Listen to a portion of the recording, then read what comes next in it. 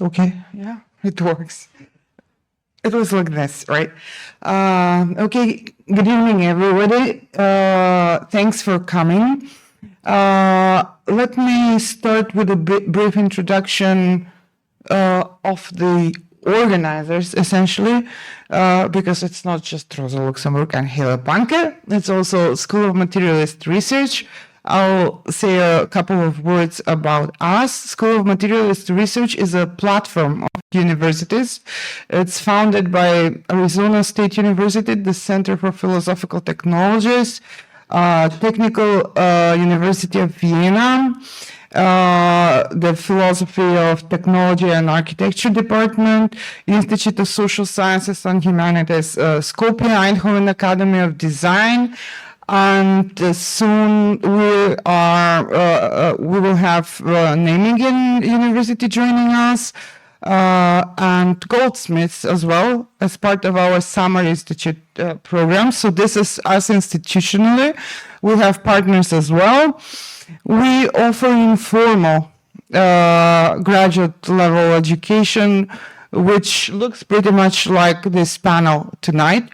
Even though it's graduate level, we do not require any certificate for anybody to participate in it, as long as you feel you're up to the level of conversation. The name materialist and the title says a lot. Not all of us are Marxists, but many are. We entertain other forms of materialism as well and realisms. We're very much interested in close conversations between philosophy and sciences in particular. As for tonight's topic, I assume you're all familiar with it, with the abstracts, with the bios of the speakers. We decided not to take any of the time for this purpose. You have next to the participants list or right on the exit, I don't know where they are, the printouts of the bios of all of the speakers. We will begin with Paul Cockshott, with whose work some of you are familiar, maybe even in German, because he has been translated, several of his titles have been translated in German, including How the World Works. Frank Engster is a theorist of a Marxian philosopher of theory of value with a rich portfolio of interesting titles and one huge book on money and time, which is a fascinating read. Katie Chukro is somebody who's written quite a lot on Marxist theory. She combines her knowledge background in economics or her prior affiliation with the Institute of Economics in Moscow, but also her later interest in theory of theater and performing arts. So it's quite a variety of approaches. I will give the floor first to Paul, then we'll go with Frank, and in the end we will have Kitty, and then we will open the floor for all of you for questions, discussion, debate, etc. Okay, thank you, Katerina, for the introduction.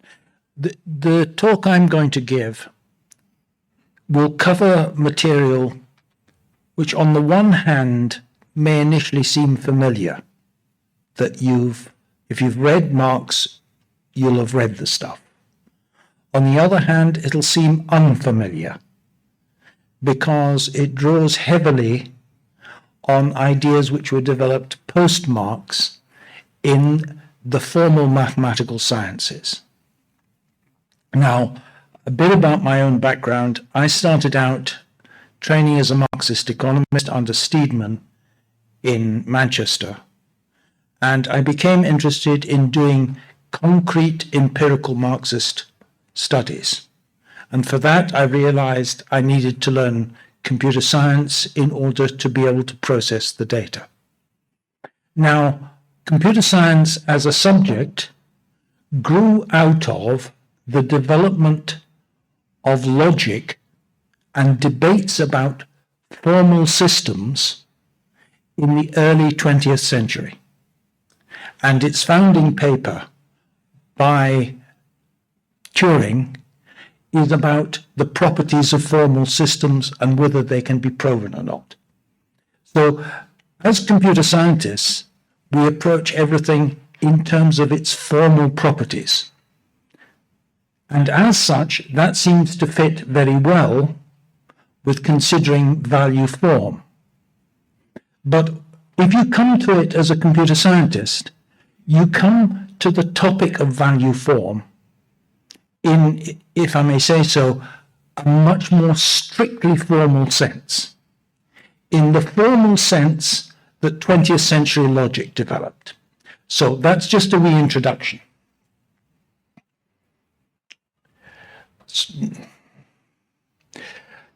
When Marx describes what he's doing in Capital, he says he's attempting to uncover the laws of motion of capitalist society. Now, often people take that as a rather metaphorical use of the word laws of motion. I'm saying no, it isn't metaphorical. It's actually strict. Marx was taking it literally in the Newtonian sense. He was attempting to uncover laws of motion in exactly the same sense as Newton and the then contemporary 19th century mechanics explained the laws of motion. He wanted to show that capitalist exchange is governed by objective regularities, quantitative regularities, that are just the same sort of thing as the quantitative regularities that are observed in the motion of other forms of matter. So I'm going to be talking about equivalence relations, because this is what Capital starts out with.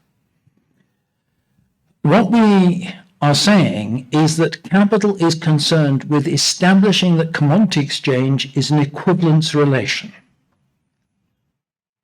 So what does a relation mean? In modern logic, a relation from a set A to a set B is a set of pairs with drawing one element from A, one element from B. Now, that may not appear evident to people, but all of the sort of mathematical relations that one's used to, like greater than or less than, can all be expressed in terms of sets of pairs like that. And that's how modern mathematics considers a relation. And Marx presents commodity exchange in exactly this form. If you've read Capital, all these will be familiar to you. They're all taken from the first volume of Capital, first chapter of Capital. 20 yards of linen is equal to 1 coat. 1 coat is equal to 20 yards of linen. 1 coat equals 2 ounces of gold, etc. All of these are examples taken from him. All I've done is put angle brackets around them and put commas around them, which is the modern mathematical notation for expressing that.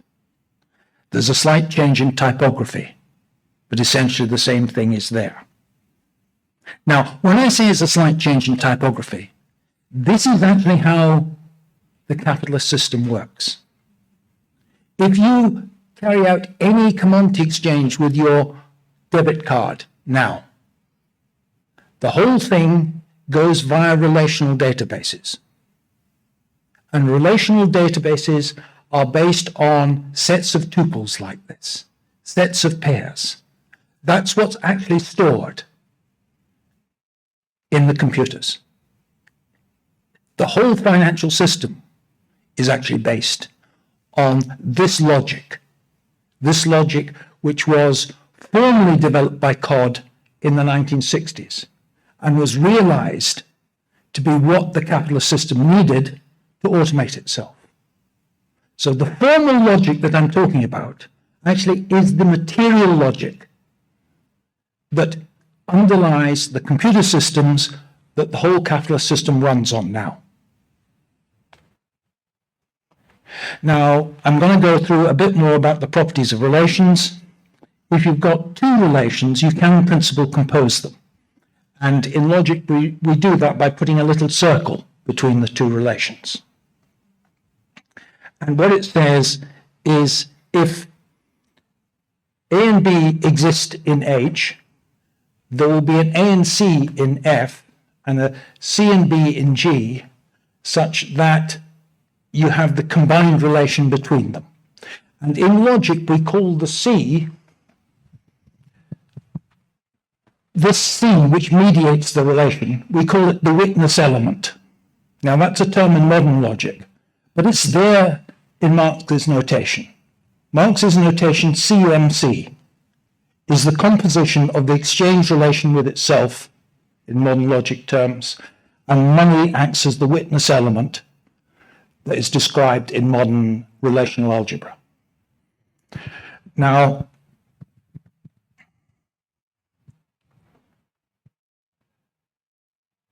I'm going the wrong way. I'm continuing to go the wrong way, sorry. Here we are. Relations can also be reflexive. That's to say, A and A are the same relation, are in the relation. That is to say, one coat is worth one coat. If they're symmetric, if one coat is worth 20 yards of linen, 20 yards of linen are worth one coat. Marx explicitly says that relation has that property. The exchange relation has that property. Then there is the property of transitivity. If A and B are in the relation and B and C are in the relation, then A and C are in the relation. If one coat is worth 20 yards of linen and 20 yards of linen are worth 10 pounds of tea, one coat is worth 10 pounds of tea. So symmetry, reflexivity, and transitivity are what's logically required for an equivalence relation. Now, what does an equivalence relation do? It subdivides sets into classes which are disjoint. Now, why is that significant? It means if you take all the things which are equivalent to one coat, you will not find anything in that set, whether it's 20 yards of linen, 10 pounds of tea, 1 ounce of gold, you'll find nothing in that set which is equivalent to two coats. It has to be a distinct subset that is established by the exchange relation. So it's disjoint subject sets. Now, this modern formalism of relations and equivalence relations didn't exist in mathematics at the time Marx was writing Capital. But he insists all the properties that are required for treating things as an equivalence relation. And the value form argument that Marx presents in Capital, which I must say, when I first came across it, I thought, this is very labored. Why does he go through all these different tabular equivalence things? It wasn't until I learned enough formal logic that I realized what he's going for there. And that at the time he was writing, he was struggling to express this at a time when the logicians hadn't come up with the maths for it. Now, he anticipates the framework used in modern maths in this analysis. But he does more than that. He does more than just divide commodities into disjoint subject sets. He says that at least in lots of places in the argument, he implies that value has a greater than or less than relationship. If one coat is worth 20 yards of linen, he's assuming that 30 yards of linen are worth more than one coat. Okay, so that there is such a thing as one thing being more valuable than another. It's not just that one thing is equal to another, one thing can be more than another. In fact, the whole analysis of surplus value doesn't make any sense unless one thing can be worth more than another. So he's going beyond equivalence relations and going to what in modern maths we'd be talking about a metric space. And he comes close to actually using the right kind of language for this. Because he says, for example, to calculate it and compare the areas of rectilinear figures, we decompose them into triangles. But the area of a triangle itself is expressed by half the product of its base and its amplitude. So he's saying that in order to analyze a quantitative thing like value, you decompose it into smaller elements. And he's using an explicit geometric analogy here. And he's using Euclidean geometry, because that's the only geometry available to him at the time. And although it may not be immediately obvious, Marx knew enough about his classics to know that he's referring here to Archimedes. He's referring to Archimedes' technique of discovering the relationship between the radius and of an area, the circumference and area of a circle. Archimedes' technique for proving the area of a circle was pi r squared, was based on exactly that decomposition that Marx refers to. Now, here is something else. In Euclidean geometry, there is a deep relationship between what we've been talking about and the circle. The circle, in Euclid's definition, is the set of all points that are equidistant from the origin. Now, we've just said that Marx's argument about equivalence relations divides commodity space into partitions of equal value. This is the same thing as Euclidean geometry does with the definition of a circle. Now, I'm next going to show that, in fact, you can't use Euclid for what Marx is doing. That what Marx is doing demands something beyond Euclidean geometry, and post-Euclidean geometry was not generally understood at the time he was writing. Now, let's assume that Euclid holds true for capitalism, and that Marx says that one coat is 20 yards of linen. Let's represent commodities as bundles X, Y, where X is a number of coats and Y is measured in 20-yard units of linen. Okay? Then the equivalence relation says 1, 0 is equal to 0, 1. They're equivalent.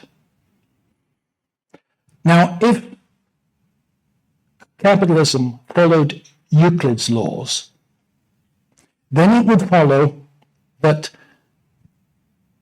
this relationship holds x squared plus y squared equals 1. Now, that certainly holds true for these two cases here, because square of 1 and square of 1 is the same thing. But it also would imply that by commodity exchange, you should be able to exchange one coat for 0.8 coats and 0.6 units of linen. Why should you be able to do that? Because the sum of the squares is the same, and by Pythagoras' theorem, they ought to be the same. But this leads you into a contradiction, if that actually happened under capitalism. What would be the contradiction? Well, at the market rate, 6 linen units is equal to 12 yard, 0.6 linen units is 12 yards, 0.6 coats. So starting off with one coat, I could trade it and end up with 1.4 coats. If Euclid's geometry actually held under capitalism. If that were the case, there'd be no problem obtaining surplus value. You just have to move along the circle, back again, and you end up with more. But we know that simple commodity exchange doesn't enable you to do that. So Pythagoras' theorem can't apply to commodity exchange. As I say, in Marx's time, geometry simply meant Euclidean geometry, and there was no general way of explaining a distance function. So I'm going to go on what actually is the distance function of capitalism and why it is crucial to understand that distance function, to understand credit, and to understand the impossibility of a debtor ever escaping from debt. Now, to do that, I'm going to use ideas about metric spaces, which weren't invented to the early 20th century. And basically, a metric space is a space with a distance function on it. And a distance function is something that says, take 2 points, and it'll give you the distance between them as a number. Pythagoras' theorem was the first way that was discovered of doing that. And it's perfectly valid for working on a flat surface. But there's another one. Suppose you live in New York and you want to find the distance you will have to walk between 2 points in the city. Pythagoras' theorem is no good for that because you can't walk diagonally in New York. The streets are on a regular grid. North, south, east, west. So you have to count how many streets you're going to have to walk north, how many street blocks are you going to have to walk east. So the distance in New York is the distance north plus the distance east, not the square root of the sum of the squares of the distances. And that's called the L1 metric in maths, or sometimes called Manhattan metric. And this, then, I'm going to draw pictures here. You know what a circle is. In Manhattan space, a circle looks like a diamond because this diamond is the set of points whose north distance and east-west distance sum to 1. Now, this is actually very much closer to what operates in commodity exchange, because we've already said commodity exchange can't, as an empirical observation, we see that commodity exchange doesn't follow Euclid. It follows something much closer to this. But this has a problem, because this says that 1 coat is equal to 1 20-yard unit of linen and any linear combination between, which is fair enough. But it also says it's equivalent to having -1 coat, because under the Manhattan distance, they're the same distance away. But having 1 coat and having -1 coat are not the same thing, because in one case you're a creditor, in the other case you're a debtor. The absolute value of your debt or the absolute value of your surplus is the same, but they're not the same position to be in at all. So we have to say what actually governs it. I'm going to move a bit faster here. What you actually have in commodity space is you take x plus y and then take its absolute value. You take the number of coats you have, whether it's plus or minus, and the number of units of linen that you have, whether it's plus or minus, add them together, and then you take the absolute value of that. You subtract the debts from the credits. Now, that's not immediately obvious in the previous formulations, and this is something specific to capitalist commodity exchange. It's not something that you encounter in everyday geometry, even in New York City, you don't encounter that.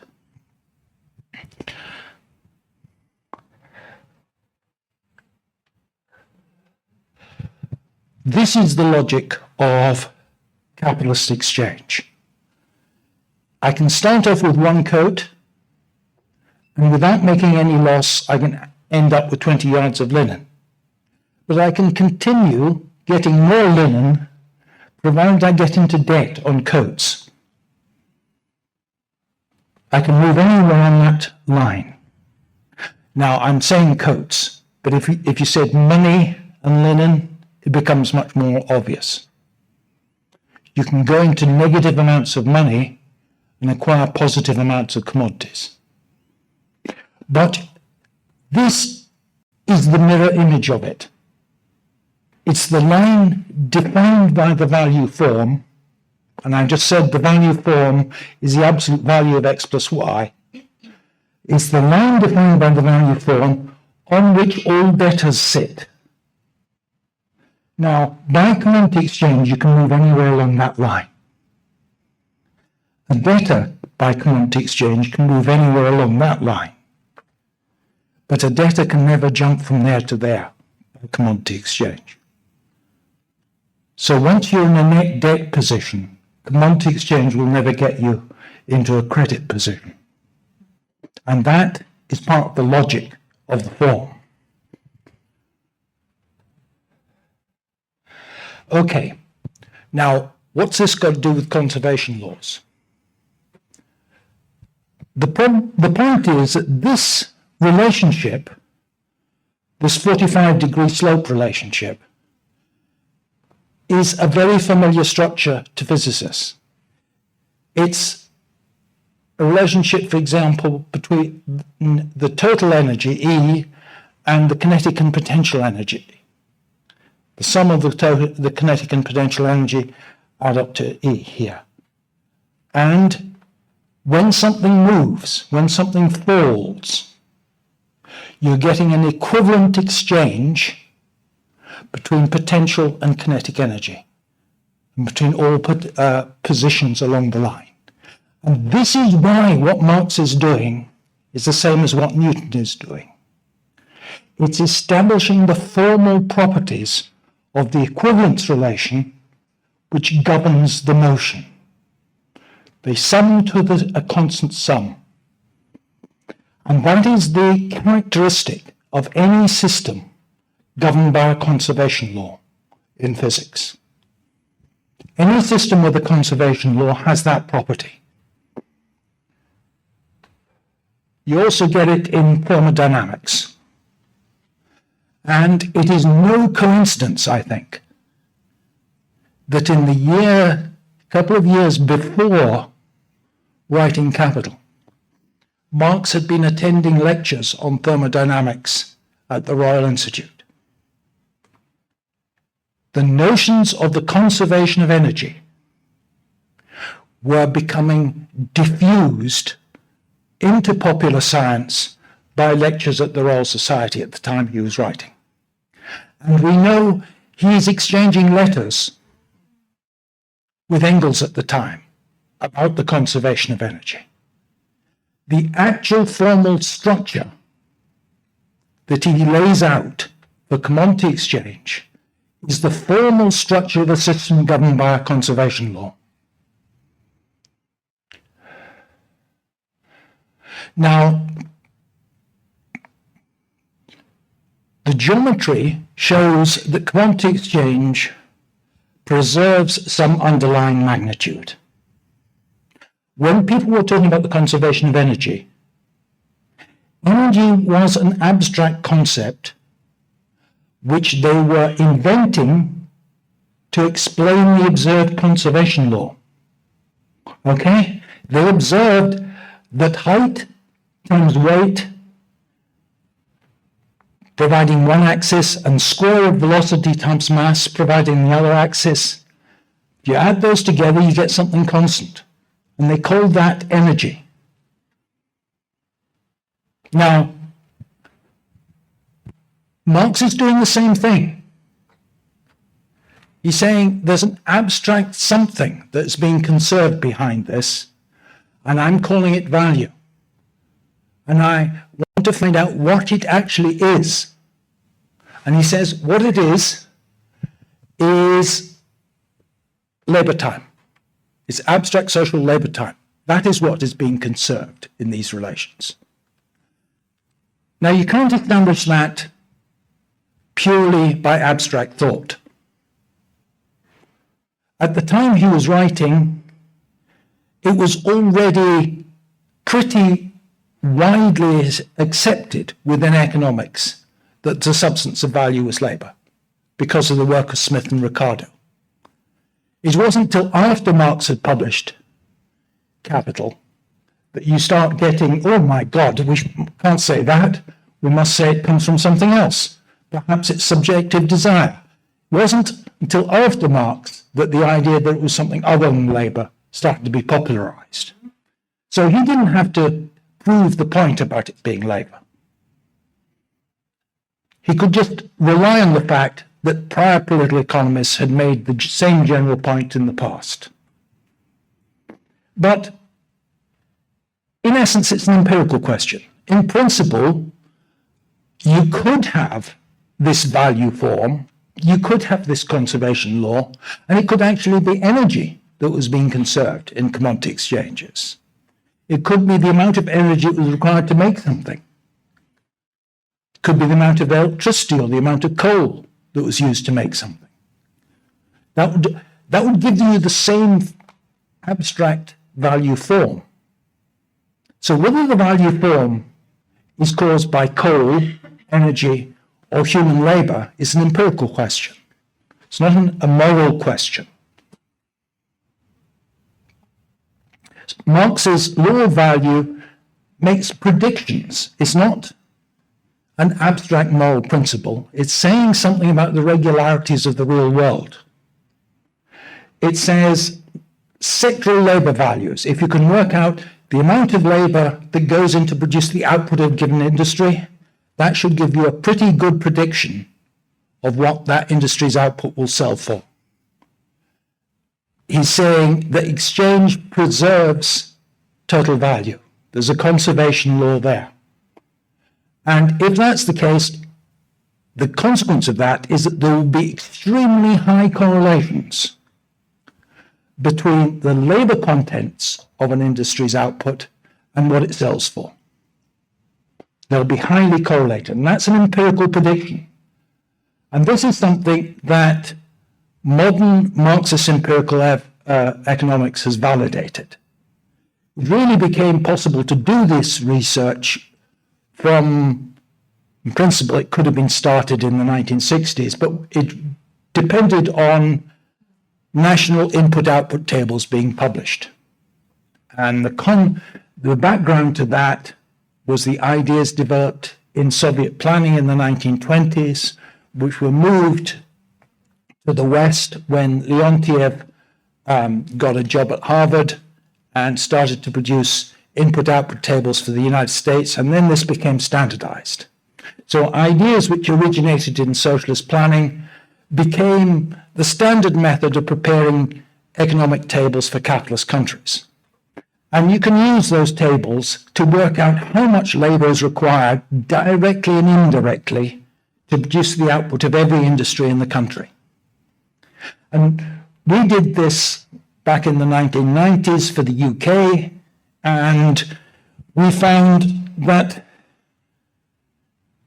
if you simply assume that wages are the same in every industry, the national average wage applies in every industry, and therefore you take the wage bills and divide it by the national average wage to say the number of hours worked in each industry. You get a 95.5% correlation between the amount of labor used directly and indirectly in an industry and what the industry's output sells for. Now, as it happens, the Ricardo, back about 1810 or so, said the labor theory of value would be 93% correct. And he was almost spot on there. If you exclude the oil industry, which according to Ricardian and Marxist theory should be earning differential rent and therefore selling its output above value, if you exclude the oil industry, the correlation factor goes up to 97.6%. Extremely high correlations. Very rarely in economics do you get this sort of strong correlation. If you take into account the actual wage rate in every industry and divide the wage bill of every industry by the average wage in that industry, the correlation drops to a tiny extent. So there's a certain amount of noise generated by variations in wage rates, but still it's a massive correlation. And the results we got for Britain have been reproduced in country after country. Some of this work was done before us. Sheikh, Petrovic, and Archer all give values above 90%. The countries that have been studied include the USA, UK, Italy, Yugoslavia, Mexico, lots of different years, lots of different ways of computing the correlations. The pattern is stable. Everyone shows that prices track relative labor values. This is just a table of the techniques some people used. Sheikh used log linear regressions, and he did a whole bunch of countries. Petrovic did Yugoslavia, which is interesting because Yugoslavia, at the time he was preparing the statistics, wasn't a capitalist economy, but an economy of workers' cooperatives. And this showed that the same labor theory of value applies to them. And Ochoa did USA and Mexico. All of these things give extremely high correlations. Now, there have been two objections raised to this. When myself and Alan Cottrell were first talking about this at a conference in Lausanne about 1994 or so, some Italian economists said, well, that's just the naturalistic fallacy. Marx had the naturalistic fallacy of thinking that there was something natural which underlay value. It's entirely arbitrary, they said. You could as well choose electricity. Well, logically, you can choose electricity, but I'll show you that it doesn't work. The second argument, which is surprisingly has been put forward by some Marxist economists, is to say that the correlation that most Marxist economists have found is actually a spurious correlation caused by the different sizes of the industries. The spurious correlation argument says let's say the car industry value of output and its price are both big because it's a big industry, whereas the watch industry, if we had constructed stuff for the watch industry, was a small industry, so it'll have small value and small value of output. Well, the problem is, logically, how do you determine whether an industry is big or small? You determine if it's big if it employs a lot of people. So if it employs a lot of people, it uses a lot of labor, and therefore it's big in Marx's definition, and therefore the labor theory of values it determining it's having a big output, so it doesn't actually escape. But if size was an independent value, then you can empirically test this. As I say, the law of value is an empirical claim. It's not to do with morality. It's about what really happens. It doesn't say that labor ought to determine value. It says it actually is what determines value. It's a factual statement. It says this is the quantity which best predicts prices. Now, if we take a competing candidate like electricity, you can apply exactly the same maths using the input-output tables to determine the number of kilowatt hours required to produce the output of every industry. And that kind of thing is done now from the standpoint of carbon dioxide emission equivalents, for example. But when you do that, you find that it gives far less of a prediction.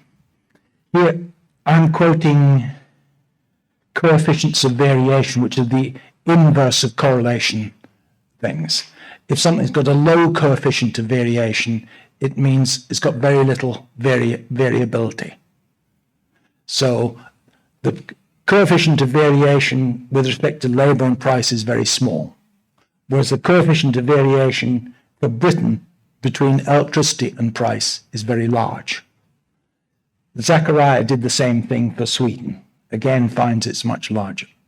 So empirically, no, it's not electricity.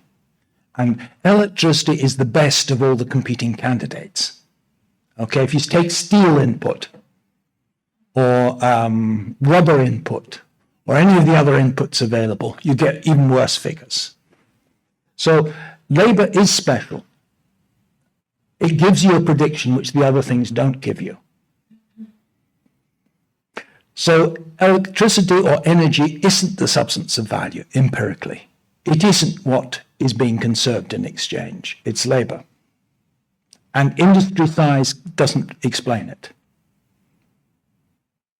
Whoops, what's gone wrong? The last page is not showing. I should be able to get to it.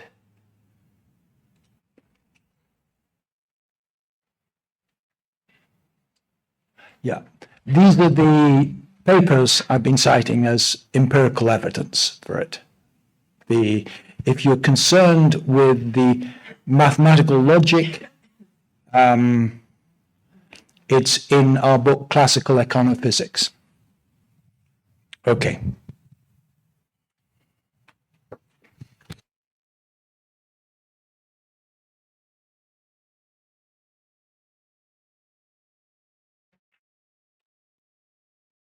Okay, so it's on me. The title of my talk is The Revolution of Money. Paul has presented the significance of Marx's labor theory of value, relating it on the one hand to Marx's own time and the industrial age, and on the other hand updating it for contemporary capitalism. My own interpretation of Marx's value theory or value critique comes from what is known as the German New Marx reading, die Neue Marx-Lektüre. This approach emerged in Germany in the period leading up to the pivotal year 1968 and developed a logical categorical reading of capital, also referred to as form analytical approach. Today, the best known representative of this New Marx reading is Michael Heinrich. The pioneers at that time, however, were Hans-Georg Backhaus, Helmut Reichelt, Hans-Jürgen Krahl, Alfred Schmidt, and others, almost without exception students of Adorno. The interpretation of value was directed against two classical readings that dominated both camps. On the one hand, the mainstream bourgeois economic theory, and on the other hand, its great adversary, Marxism. The interpretation challenged, on the one hand, the objective labor theory of value found in the classical bourgeois economists Adam Smith and David Ricardo, a theory to which, according to traditional Marxism, Marx allegedly endorses, albeit critically. And on the other hand, the New Marx reading also opposed deriving value from commodity exchange and in some cases even from a presumed historical stage of simple commodity production. This was the approach taken primarily in critical theory and Western Marxism.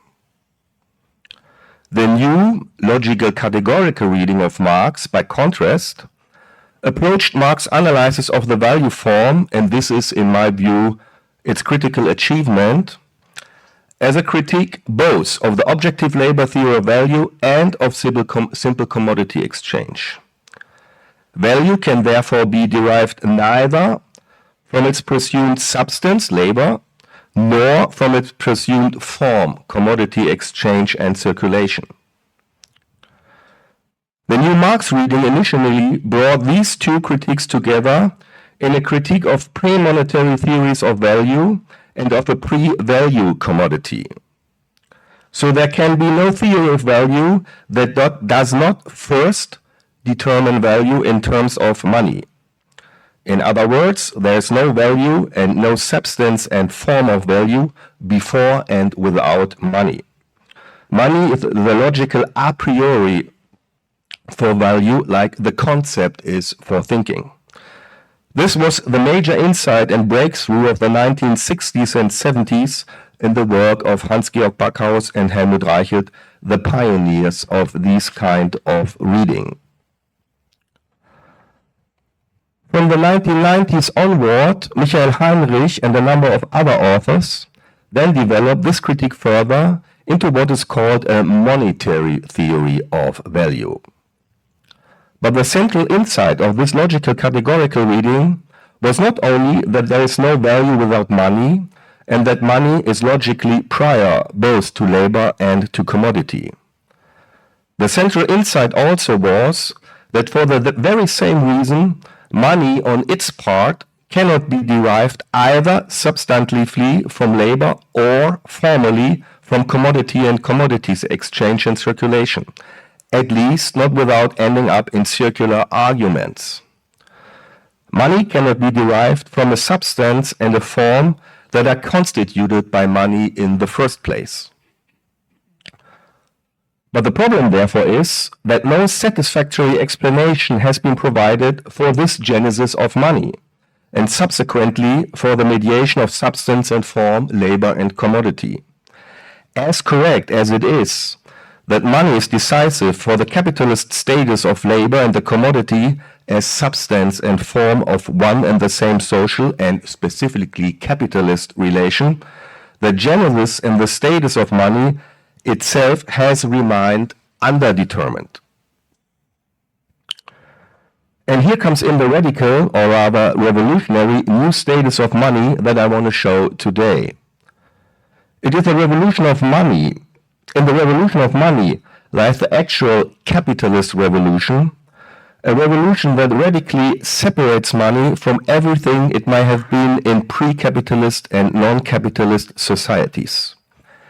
And if, in Marx's critique of political economy, money and the relation of money to value and labor, hence to commodities and valorization, if this relation stands at the center, then this capitalist revolution must also be found in money's critique of political economy. Indeed, it must be found, it must stand at its very center. Then Marx's critique of political economy is, first and foremost, indeed a theory of a revolution, but not of an upcoming socialist revolution. It is rather a theory of the revolution that capitalism has already brought and in which we all live in. So the question then is, how do these two revolutions come together? The capitalist revolution of money on the one hand, and Marx's theory or critique of this revolution on the other. First of all, these two revolutions converge because Marx pursues an immanent critique in the tradition of the concept of critique developed by Kant and Hegel. Also, the immanent critique was a kind of revolution, a revolution in thinking brought about by the revolution of the society itself. And with this revolution in thinking, there was, precisely because it was conceptualized by Kant and Hegel as an immanent critique, an initial process of self-understanding of this capitalist revolution by philosophy. So we can say that these two revolutions, the capitalist revolution and the revolution in thinking, are in the end one and the same revolution. They only seem to be two different revolutions because philosophy and its immanent critique produced a kind of distortion and idealistic inversion of that capitalist revolution. German idealism was a revolution in thinking because it constituted only a pure philosophical self-interpretation, a pure philosophical processing and presentation of precisely this capitalist revolution. The immanence of the critique was an immanence that understood itself only in terms of thinking, reason, spirit, etc., and not in terms of money, value, labor, commodity form, capital, etc. Consequently, German idealism understood its immanent critique as a self-critique only of thought and reason, metaphysics and philosophy, and not as a kind of self-critique of capitalism. This is precisely where Marx intervened and introduced his materialist turn. Simply said, Marx takes up the philosophical self-understanding of capitalist society, or rather its misunderstanding, to turn it against itself, as it were. In fact, Marx even makes a double turn here. What regards the first turn, he makes a materialist turn of German idealism and especially of Hegelian dialectics and the concept of spirit. Marx shows that what appears in philosophy and especially in Hegel as standing on its head is in reality a social process. And what in philosophy was processed and developed in philosophical concepts and categories must be determined as a social and specifically capitalist process. A similar immanent critique is, as it's well known, undertaken by Marx with respect to economic theory and science.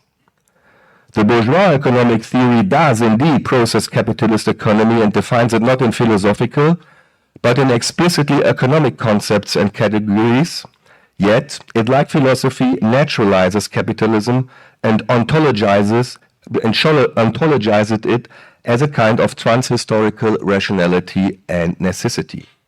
So this is the first dimension or operation of this materialist turn. Marx's second turn consists in that bourgeois capitalist society has indeed revolutionized the old world, the feudal, agrarian, religious world, but the actual revolution is still to come. It is still to come, yet it is already immanent in bourgeois capitalist society and even prepared by it, but at the same time it is withheld and blocked by the very same capitalism. So immanent critique means also that capitalism itself must produce its own overcoming, immanently from within, with an inner necessity. Capitalism must be an immanent self-critique, even if this critique does not happen automatically, but precisely by its immanent contradictions and by class conflict, by social struggles and its subjects. In this sense, capitalism is not only a revolution of the old society, it also generates the necessity of its own revolutionary overcoming and abolition. And indeed, both critics and supporters of Marx alike have primarily understood revolution in relation to a socialist society that is immanent to capitalism, a revolution that is coming into being through capitalism and its contradictions. Moreover, Marx identified with the working class also a revolutionary subject with a historical mission. He identified a subject that is immanently rooted in the contradictions of capitalist society and in its historical development, whether crisis-ridden or progressive, but that also leads beyond this immanence. This theory of revolution, followed by the idea of a socialist planning of production, was perhaps the most important implication and consequence drawn from Marx's critique of political economy and from the labor theory of value as it was read by classical Marxism. Western Marxism, critical theory, and the new appropriations of Marx in the 1960s did not so much abandon this idea of revolution, they rather shifted the emphasis in a different direction, in the other direction, backwards, so to say. Because here, Marx appears first and foremost now as a revolutionary in the field of philosophy and of the political economy and science of his time. On this reading, Marx revolutionized the method of critique and presentation. In doing so, he did not yet establish a fully developed revolutionary theory or a socialist science, but he did in fact revolutionize bourgeois political economy as a science, as well as the philosophical self-understanding through which the bourgeois had understood itself. Already in 1923, the young Georg Lukács in History and Class Consciousness framed Marx's critique of the commodity form as a materialist turn within philosophy and bourgeois scientific rationality. Lukács understood this turn as the practical realization and overcoming of philosophy itself, famously imputed by him to the practice of the proletariat. In the mid-1960s, Louis Althusser then formulated his famous idea of a scientific revolution. According to Althusser, Marx achieved a scientific breakthrough in the field of political economy and a genuine scientific revolution. This revolution occurred through what Althusser called an epistemological break and through a new theoretical practice, a practice that resulted from the discovery of a new continent, the continent of historical materialism. For Althusser, however, this revolution does not consist, as it does for Lukács, in a materialist turn of Hegelian dialectics, but rather in a decisive break with that dialectics. Althusser located his scientific revolution in the critique of political economy, but explicitly not, here again different from Lukács, in the analysis of the commodity form or in the concept of value and money. Instead, he identified Marx's scientific revolution in the concept of surplus value. He even placed Marx's analysis of the value form as still within the tradition of that Hegelianism and that dialectics that he, Althusser, rejected. He associated the value form analysis with the early, still philosophical and anthropological Marx, from whom the later, mature Marx of Capital was said to have broken. For this reason, Althusser famously recommended skipping the opening of Capital with the analysis of its value form. It was precisely this gap opened up by Althusser that Michael Heinrich later occupied, drawing on Althusser, but also going beyond him. Heinrich located Marx's scientific breakthrough exactly in that value form analysis that Althusser regarded as compromised and advised readers to bypass. Heinrich understands Marx's scientific revolution as the development of a science of value, but one that advances a monetary theory of value. It is through this monetary theory of value, Heinrich argues, that Marx decisively broke with the labor theory of value found in both bourgeois economics and also in traditional socialist economic theory. In my view, however, the truly revolutionary character of money itself has not yet been fully grasped. More precisely, the scientific revolution that Althusser, Michael Heinrich and others attribute to Marx does not yet capture the specific revolution that Marx was able to identify within capitalism itself.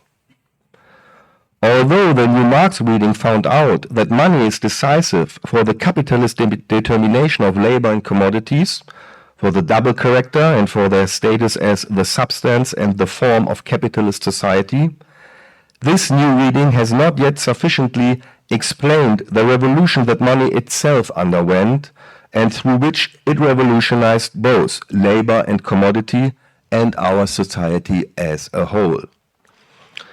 So how does this revolution brought about by money, or better by capitalist money, look like? The revolution consists first of all in that money and capitalism is radically separated and different from everything that money was in pre-capitalist and non-capitalist societies. As a result, capitalist money operates with a totally different logic or technique. Only this radical new, this capitalist determination of money also explains why labor and commodities in capitalism are fundamentally different from what they were in pre-capitalist and non-capitalist society. They acquire a double character through which they became moments of a valorization and receive a specifically capitalist status and determination. I will limit myself to outline only 3 key points of this revolution. The first point regards the new status in general. What is revolutionary is that money in capitalism performs a quantification through measure and through measurement. This technique of quantification regards all of money's distinct functions. All its main functions, first as a measure of value, second as a means of realizing, mediating and preserving value, and third as the capitalist self-relation of money in the form of the valorization of value. All these functions taken together form a proper technique the technique of quantification through measurement. Through this measurement, both the quantified relations and the quantitative itself acquire an entirely new and historically unprecedented status. Because what exactly does money measure and quantify in capitalist society, and only in capitalist society? Money does not quantify labor or commodity as such. That is merely a necessary semblance, a shine on the surface of our society. What money actually quantifies is the relation between producers and their means of production and reproduction. In capitalism, both producers and means of production assume, through their radical separation and their simultaneously quantitative valorization, executed in the process of so-called primitive or original accumulation, both producers and means of production assume a historically new form. According to Marx, producers become labor power as a commodity, and means of production become capital. So in capitalism, money quantifies these forms of labor and capital by subjecting their valorization and their products to measurement. Through this process of measurement, money determines the productive power contained within this valorization. It determines decisive magnitudes from this productive power, magnitudes decisive for the very same process, for the very same productive valorization they came from. This measurement is incredibly productive because between the measuring money and the valorization being measured, a reflexive relationship emerges. Measurement does not simply record value, it rather feeds back into the very process it measures and thereby shapes it and forces its permanent development or even its permanent revolution. Maybe that's the ultimate capitalist revolution Marx developed. The crucial point of this reflexivity, however, is not only the reflexivity between the measuring money and the measured values. The crucial point lies in a second reflexivity, namely in money's capitalist self-relation. In the values of commodities, money determines those magnitudes that are decisive for its own valorization as capital. More precise, money measures in the commodities produced what its own externalization into the commons of their production has been worth. And after these values have been realized, money externalizes and transforms these values again into those components. Put sharply, money measures by its capital form itself. Okay, so much for the first point. The second point I would like to emphasize is a substance that emerges out of this measuring process, the substance that Marx calls abstract labor. This substance is not a substance in a physical sense. The substance is rather temporal.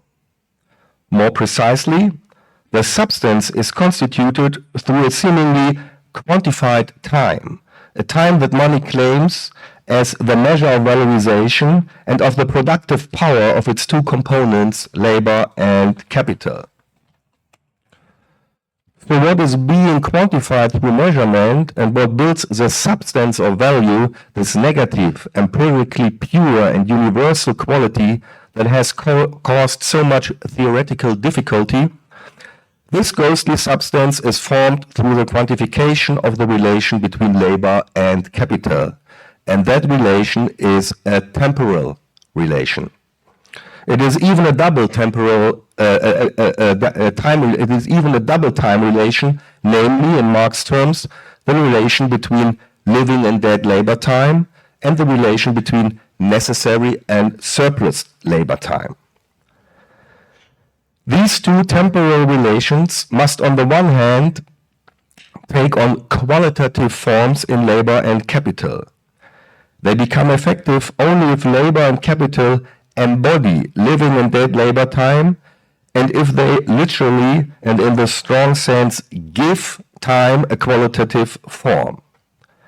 On the other hand, money must give this time in the same strong sense a formless, purely quantitative existence and expression, and in doing so, money produces this peculiar, almost ghostly substance of value. So the true substance of value, the very being of capitalist society, is temporal, and likewise the essence of money is temporal as well. However, the nature of this time is ambivalent because time is both a natural and at once a social phenomenon. On the one hand, through money, we invoke a physical time as the measure of valorization. This time appears to be given by nature, namely the homogeneous, abstract physical time of modern natural science. This time is given by nature, but we can take it only by money. Labor, capital, and commodities are, through the various functions of money and through its movement as capital, subjected to this temporal measure, to this natural time itself. Thereby, the seemingly natural time becomes socialized by our social relations, by their quantifications, and by their measurement. Our social relations are measured against this time, they are divided into magnitudes, they are objectified and quantified, and by this, our relations are paradoxically socialized by a natural physical time. But at the same time, our social relations are naturalized by this time. Their quantification and objectification by this time appears naturalized as our second nature. In this way, time itself appears as both, as a socially constituted time and as a naturalized time. And money is a dividing element for this double character, the interface of both times, as it presents undecidable both a natural time and a socialized time.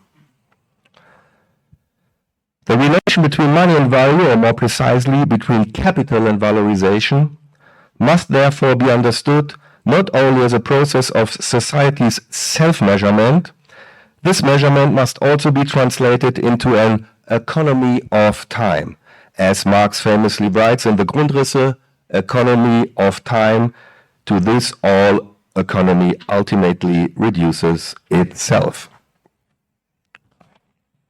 The third and last point I would like to raise, alongside the technique of quantification through measurement and the economy of time, follows from these two considerations. Through the technique of quantification by measurement, we become able to literally calculate with the temporal relations that arise from it. We can deal with time rationally and productively, and ultimately we can reckon and calculate with the identity of time itself, as well as with society's temporal self-relation. This calculability of time constitutes, I would argue, the generally capitalist determination and the interconnection between money and value. The productive use of time marks the real beginning of the capitalist mode of production, or perhaps its constant beginning with itself, its permanent revolution. It is a moment in which capitalism enters its own cycle of reproduction, the cycle in which labor power and capital in all their forms become two elements of a temporal relation that is at once a quantitative valorization. In short, and to conclude, the true revolution of money lies in this quantitative calculation with time. It is this revolution that opened up a new time and a new temporal order, and with it a new historical epoch, the epoch we call capitalism. Thanks.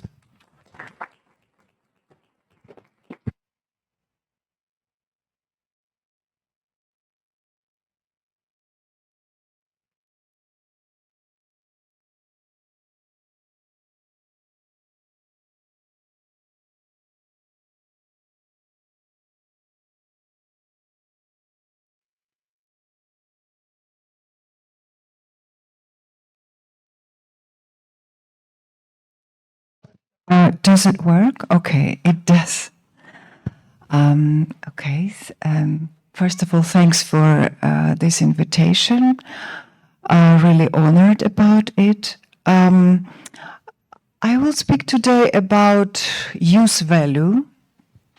And in my book, which you didn't mention, but it was published 5 years ago, I researched surplus value and non-surplus value as it was posited in the socialist background.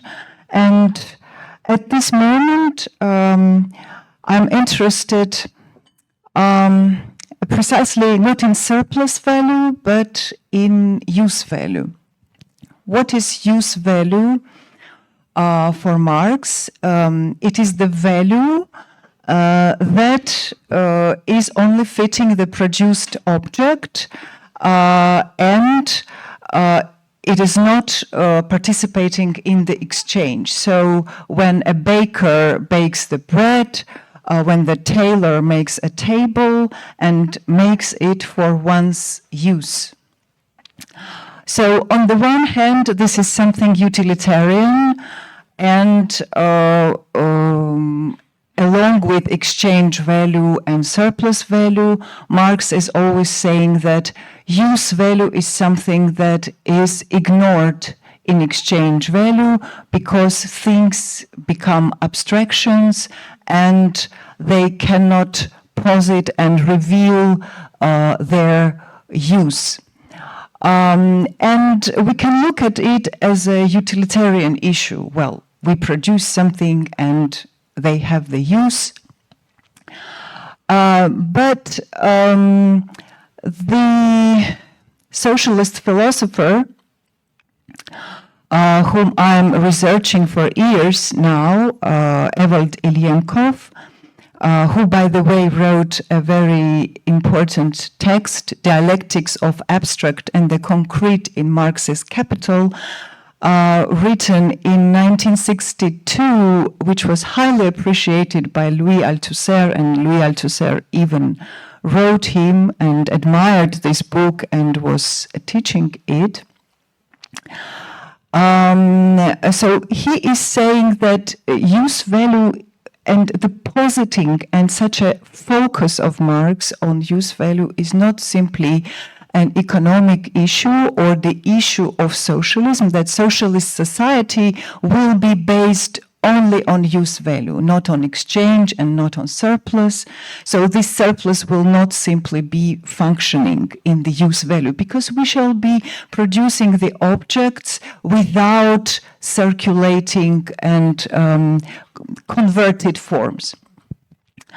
But he's saying that something more important, more philosophical is happening in the object based on the use value.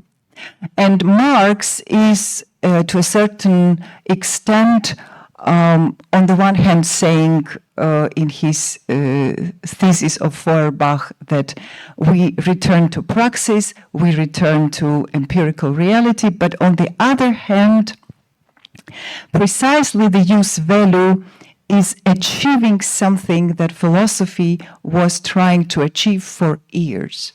It is actually able to connect meta-objecthood with the concept, because the concept is not anymore detached from the objecthood, and the concept is fitting its signified, the matter, the objecthood, and in this way, the simple objects which in exchange production or in capitalist exchange, they are simple abstractions, they are fetishes, they are commodities, without commodifying logic, without commodifying system, they acquire what even Plato was aspiring for, when the objecthood acquires idea. So the object becomes enlightened, it becomes ideated, and in this way, Marx, doing economy and insisting on economy, is continuing to do epistemology, philosophic epistemology, and reconsidering philosophic epistemology. That's why Ilyenkov's point in this work was that Marx is a great philosophical epistemologist. But my next question was, okay, when we speak about use value, we know that this utopia of Marx about society, which only applies use value, never been realized. If we look at the socialist context, the reason why we usually assess that the socialist societies did not sustain is that they had too much deviations of socialism, deviations of the system, corruption, etc., etc. But my question was the following: what if the failures of the socialist society, and I myself come from the socialist society and I lived for quite a time in it to have this practical observation, what if the failure of socialism is not due to deviation from the logic of use value and deviation from socialism, but what if this inevitable failure is already in the use value theory? So there is something in the use value, and there is something in socialism, and there is something in communism which is unimplementable, unimplementable. And what is this issue? And I think maybe Marx himself and Ilyenkov, in addition, might give us some direction in our attempt to unravel this riddle. Now, as I think Frank already mentioned, it's very interesting, and Ilyenkov pays attention to this, that when Marx tries to speak about surplus value, how is it that this surplus appears? Well, we can think that there is the logic of surplus value, that somebody is adding money, and of course all those who have read Marx, we know that price addition is not surplus value addition, it's completely different realia. But we imagine this surplus as something, some evil of capitalist society which adds money, like the owner who wants to sell things more as more precious items. But Marx discovers that already on the level of pre-monetary exchange, the surplus is implied. And when he wants to find a universalizing logic, to find how surplus works, he's not simply describing various forms of value, commodity, capital, rent, interest, but he focuses on this non-monetary exchange of things and says an almost a radical thing, that even on the level of elementary exchange, I give you a my pen, and you give me a book, and we exchange things. Already on this very primitive exchange, the use value is not possible.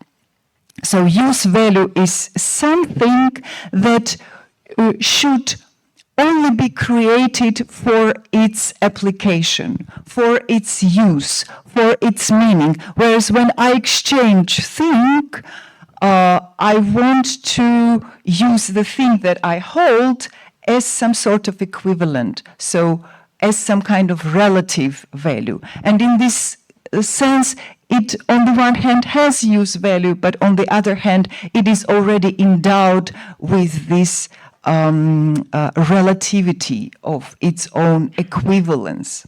So it's not a thing anymore. It's not a thing that has the meaning and has the objecthood, but it is the equivalence.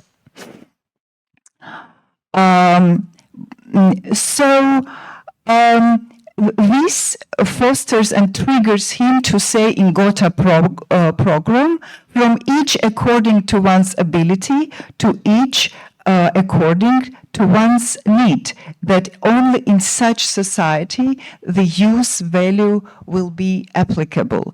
And I think this is one of the most radical demands from a society, and we shall find out why. Now, a little bit, I shift to Ilyenkov's piece.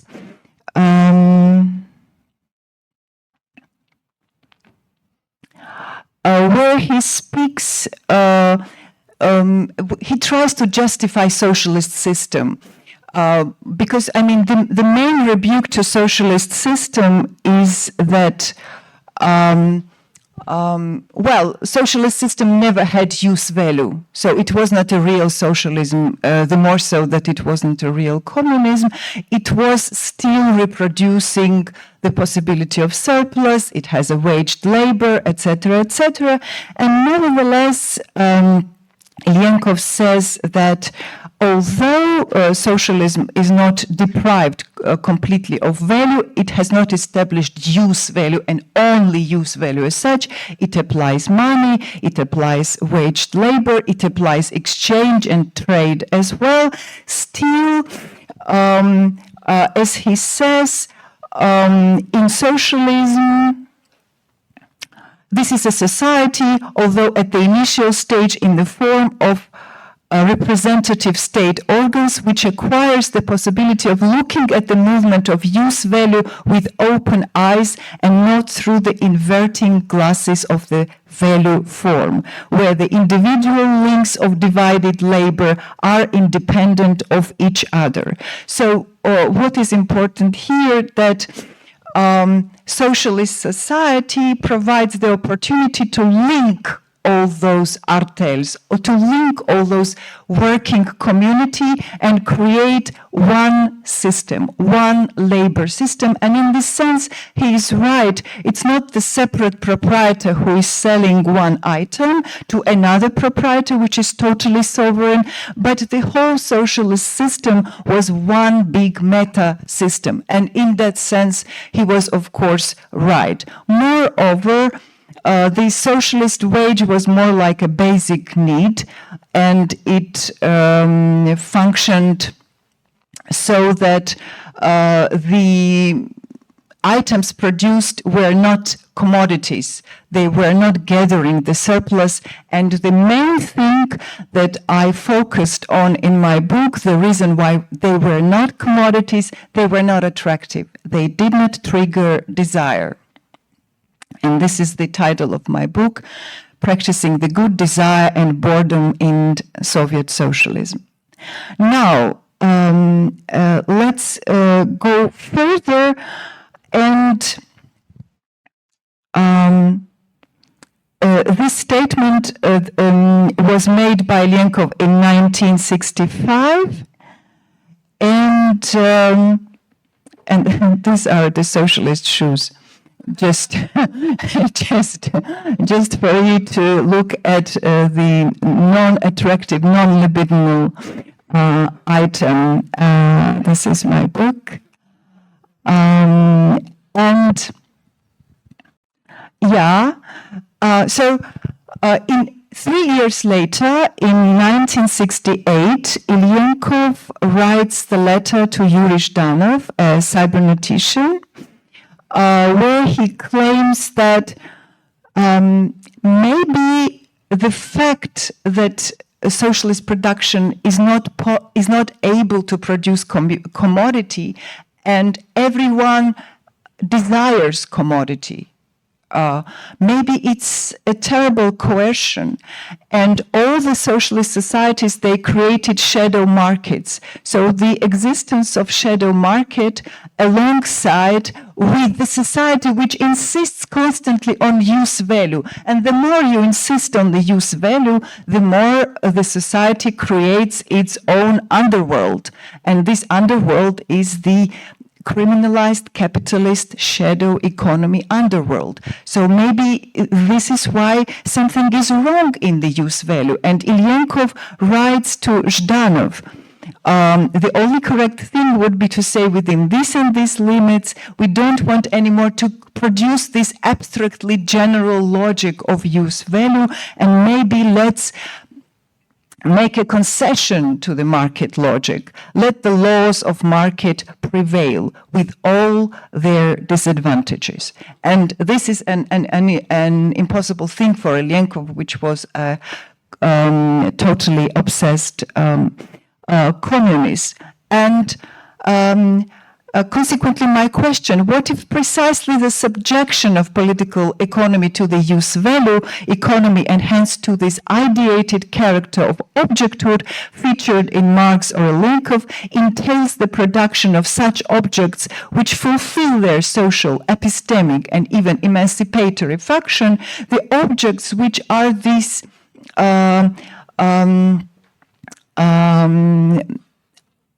eidoses, right? But ultimately represent poverty and squalor. And this is really a paradox that the capitalist society creates comfortable and attractive objects, whereas the society of justice creates objects that are squalid, miserable. So now I would dwell about the appeal of lots of researchers who were dwelling on socialist planning, and we mentioned socialist planning today. Someone says, well, socialist planning was crap from the outset, and I would agree with Paul that there were very important grains in socialist planning, but generally when the researchers try to assess and speak about why socialist planning failed, they say that there were corruption, there were deviation, there was inefficiency, and one of the main things, there was a great computation project which was called OGAS, which was conceived by Kitov, then developed by Viktor Glushkov, and it started from end of 50s and developed up to 70s. What is OGAS? It's a national automated system of accounting and information. The application and establishment of which was discussed during 10 years. And lots of researchers say, well, if they accepted the system, and I will not dwell today why they didn't accept, there are 7 or 8 reasons of why they thwarted this system ultimately, and maybe if they did, Russia or former socialist states would be today as efficient as China and as technically equipped as Japan. But nevertheless, I mean, the explanation is that, oh, such a pity they did not do it, and therefore there was no post-industrial leap, and therefore it lagged behind in terms of technical development. But my question is that actually, yes, they did not accept this system, but there is one thing that the computation would not change. Computation would not change the fact that use value forbids exchange, and that use value, so the problem with the planned economy was not in that it still relied on the capitalist function of value more than a socialist state had to, but that it adhered to use value too much. So again, the failure of the socialist system is not because it was capitalist, but because it was too much socialist and therefore created capitalist shadows. Thus, the shadow economy deviations of quasi-capitalist character amidst historical socialism's focus on use-value economics were inevitable, as the latter use-value economic was experienced as unsustainable in the context of supply and demand logic. So when we speak supply and demand, use-value doesn't provide demand. And there is this contradiction already in Marx.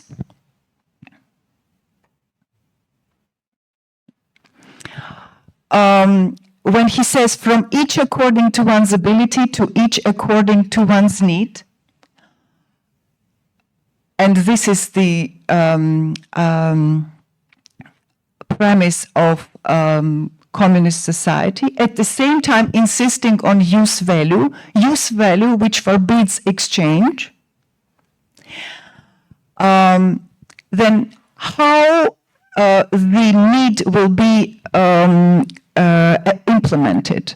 Using goods according to one's need presupposes affluence and prosperity reached by productive forces, whereas use-value economy, when it bans exchange and hence interest, motivation and trade, might inevitably lead to slowdowns, and it led to slowdowns. So the socialist slowdown wasn't because of deviation from socialism or because of corruption, but because the socialist condition of use-value slows down. Well, there are reasons for that, and we can discuss it in discussion, but there is the growth of productive forces and consequently to limitations in supply of goods and of quality in production, which brings the whole system to halt.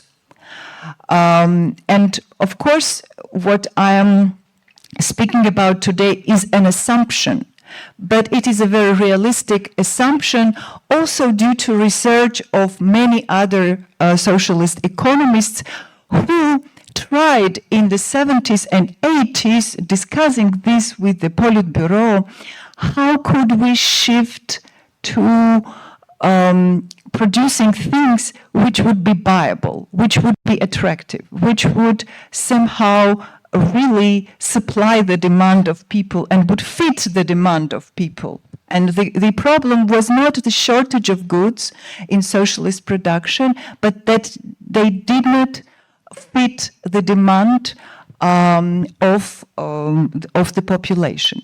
So what is the problem? The problem is that use value produces precisely this philosophic object, the tableness of table, the codeness of code, the thingness of a thing, without gradation of quality, without gradation of priority, and even forbidding this priority and forbidding this differentiation. So I would end here and yeah.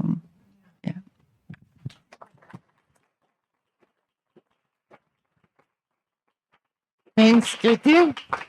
Thank you, everybody. These were brilliant 3 presentations. I was really following very closely, and it's intense. It was intense. really to retain everything and to shift to different perspectives. I guess we can open the floor for discussion, but do you want before that to exchange some comments among yourselves? Oh yeah. Later? Okay, so any questions? If you want, or you can just speak. Yeah, we'll share one of the microphones. Yeah. Yeah. Can everybody hear? Oh, You can have. okay. We're recording, so it's best to. Okay, awesome. Okay, to Mr. Poole, I wanted to ask, just to maybe test conceptually the idea of the proportionality of labor and value. What do you think is more valuable, a farm that autonomously produces food or a farm that produces food using the value of people?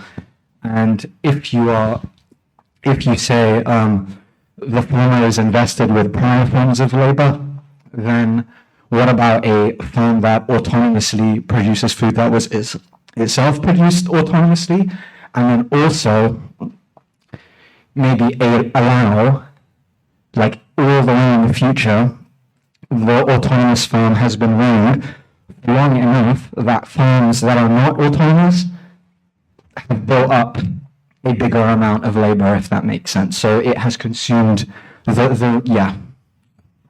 That's my question. Okay, yeah.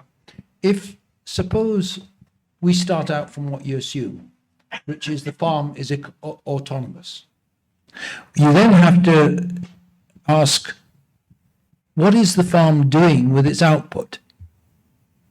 The assumption of talking about value and exchange value is that it's going to sell its output, okay? Exchange it for something else. But as soon as you say that, you're acknowledging the farm isn't itself autonomous. It is consuming products produced elsewhere. So when you're talking about the autonomous farm, you're talking about the primitive village commune that didn't engage in commodity exchange, that was a self-sufficient community that Marx describes as the Indian communities under the Asiatic mode of production.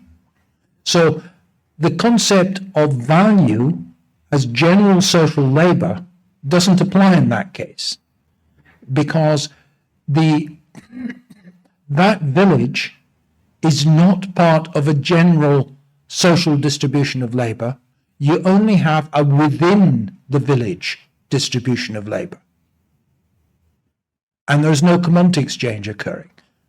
Now, you may want to say how much time is being spent by the villagers ploughing, how much time is being spent reaping, how much time is being spent sowing.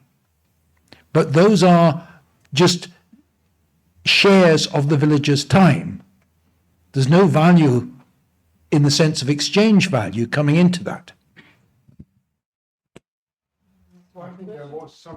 Yes, you first. Yes, thanks. I was wondering about maybe the elephant in the room, which is Marxism. When I heard the talks, it was a little bit like this famous story with the people touching the elephant from different sides, right? So my question is, how do you each make sense of each other's talks? Because it seems to me that they are totally incompatible. My question would be, and the second question would be then, if this shows that Marxism is just a kind of study object of, I don't know, some kind of academic subdiscipline or hobby horse, because let's say, integrating framework were totally absent in all of your talks. Each of you have given your interpretation, often quite unhistorically, but correctly repeating some other authorities on what Marxism is, or what Marx did or not did. So I'm wondering a bit. I don't know about the other people here, but I mean, I was not coming to hear a specialist talk on, value theory. Or I can read this up, like this is not very important. So I would suggest that you comment on each of your talks, and that we can have a more open discussion about what's going on with Marxism. Otherwise, we end up in this kind of Britpop Marxism. They claiming, okay, the UK is leading now the Marxist discussion. It's a little bit ridiculous. It's on. No, it's not on because there is no light. Okay, boss. Okay, no, I just wanted to pick up the mic so that I ask you which one of you would like to respond to this question. I'm not a presenter, I'm a moderator. Because you're kind of moderating this discussion, maybe I can counter-moderate and give my feedback. I don't see any reason why within a certain tradition of thought there should be, I don't know, complete alignment of different interpreters. So that would be, in fact, the richness of this encounter and exchange rather than its poverty or shortcoming. This is my view. The speakers will respond on their behalf. And I can say that these are one of the real Marxists who rely almost not at all or very little on other interpreters. I've written a book with Paul. I've worked with Frank. I know Katie's work. Okay, she was discussing an interpreter of Marx. Yes, Ilyenkov. But aside from my knowledge of their work, it was evident in their presentations that they were simply discussing source material primarily. So this is my counter-moderating comment. I will give it now to... Yeah, no, in a way I agree. This is why it was called Marxism from nowhere. So it was not presenting three people saying the same. But the thing is, different Marxisms exist. So at least it's start to bring these different Marxisms together. But I agree that I don't know if they're even contradictory to each other, but they're focused at least on different perspective. That's at least for sure. But I also see it. We have to turn a problem that exists outside this room into a strength and bring at least different perspective together, like we did in the first panel with 3 different feminisms, and we will probably do in the third panel when we talk about AI. Well, thanks for this question. Well, to a certain extent, this is definitely true, and we have a little bit, this empirical British Marxism, Russian Soviet Marxism, and German Michael Heinrich Marxism. So to a certain extent, a supermarket of Marxisms. But maybe we could take it easily a little bit, the more so that to really reconnect ourselves in some kind of common discussion.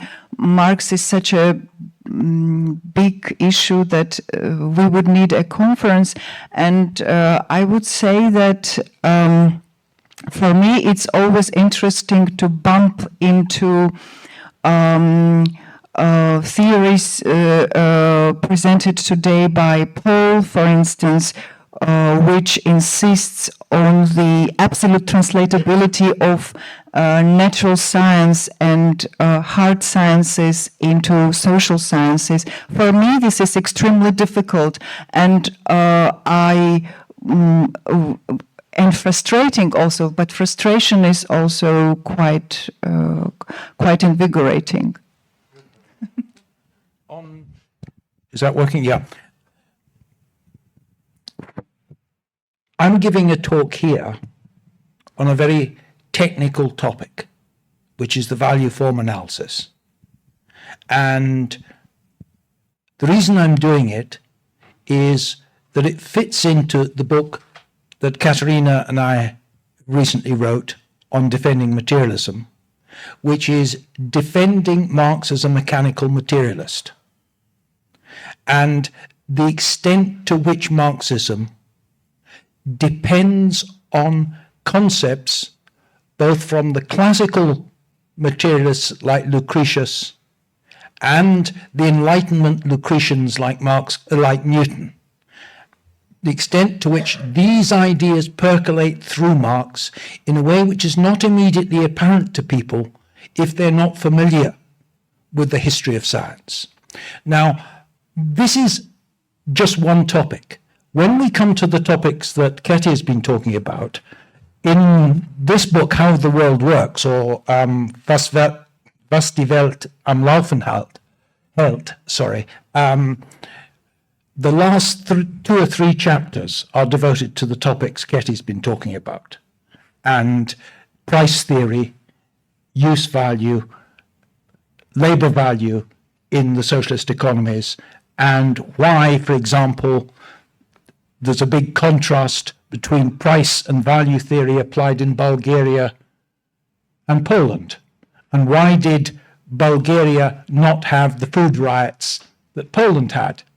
It's because the complete failure of the Polish government to apply in any way the Marxist theory of value. But you speak about mechanistic interpretation of Marx, right? And I speak about dialectical and ideological interpretation. So these are really different aspects. And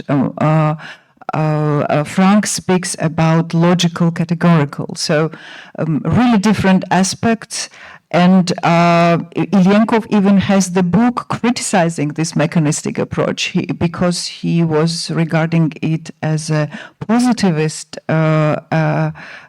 approach, which was already criticized by Lenin. But it's also a drama of Marx, right? So we need this concatenation of various attitudes. Okay, 2 short remarks. One on use value. The loaf of bread you see in front or behind the window of a bakery has 2 different use values, depending on whom it belongs and who it wants. It belongs to the bakery. The use value is that it is rare capitalism. The baker cannot bite into the loaf of bread. It will use his value immediately. He can't sell it. And only in the transformation, when the loaf of bread is changing hands from the baker to the consumer, the potential of the bread, and there I go with Paul, the potential remains the same. But use value is dependent on whom something or what something belongs to whom. It is a social affair, not a material. Number 2, that is a question that is going to Frank because he is connected with that kind of thinking, and it goes to you because you're an empirist. We live in a world, and that is what you were talking about. Where is the relation of these 3 talks to what we will go into, what is going on in the world? And in this world, and this, well, you are all young people, that is right in front of you. They're printing money like hell, putting up credits like hell. And everybody believes that this credit has value, and it is not related on human labor. Where will that go to? This is the chair which is gone out of the ass by themselves. We do not need to do anything. This is a story which comes to an end from itself. This is my opinion on that. And where is human labor going? The mass of human labor, of productive labor, of abstract labor, abstrakte Arbeit by Marx, is diminishing in the world. Yeah, well, okay, you say no, because not every labor that is exchanged into money is productive labor. You conclude on that. Okay, I just wanted to give a direction.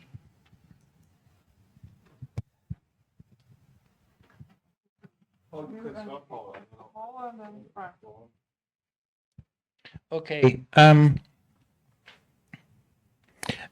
I'm afraid I've been so fixated on the last question, the last point you made, that I've forgotten the first one. On whether the amount of productive labour is going down or up, it's certainly going up because of the rapid industrialization of Asia. The number of people engaged in machine industry, mass production of physical goods is rising at a rate that's never happened before. So it's going up. Now, if you look at European countries, it's gone down, and that going, or if you look at the United States, it's gone down. How has that been achieved? It's been achieved by the fact that the dollar is a universal world currency, and the United States can print as much of them as you like, as it wants, as you say. But how long can that system be sustained? The financiers may believe that money is just created by writing a credit line, but the strategists in the Pentagon know that's not the case. They know that the power to issue dollars depends on the ability of the United States military to actually command physical resources in the world. And what's happening since the start of the year is a systematic process by which the military is in the United States is taking command of the world's resources, taking command of the physical resources upon which productive labor depends, with the aim, since they have been unable to revolutionize and modernize their own production, with the aim of preventing Chinese industrial production moving forward.